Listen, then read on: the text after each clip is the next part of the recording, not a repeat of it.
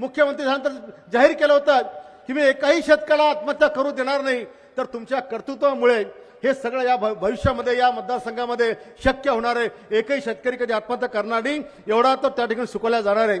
अनेक धरणं, अनेक प्रोजेक्ट, फूड पार्क असेल, टेक्स्टाईल पार्क असेल, जिनिंग असेल, सुतगिरणी असेल, अनेकांच्या बैठका आपल्या माध्यमातून मी घेतल्या आणि अनेक कामं त्या ठिकाणी मार्ग लावली.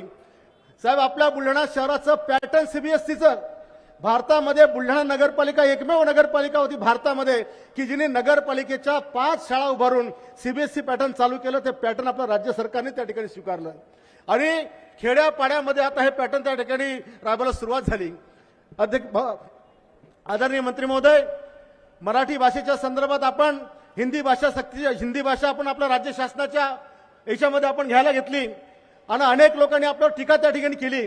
आज मला सांगायचं की छत्रपती संभाजी महाराजांना 16 भाषा यायच्या, छत्रपती शिवाजी महाराजांना अनेक भाषा यायच्या, राजमाता जिजाऊ, आपल्या सोयराबाई, येसुराणी, ताराराणी या सगळ्यांनी अनेक भाषांवर त्यांचं प्रभुत्व होतं.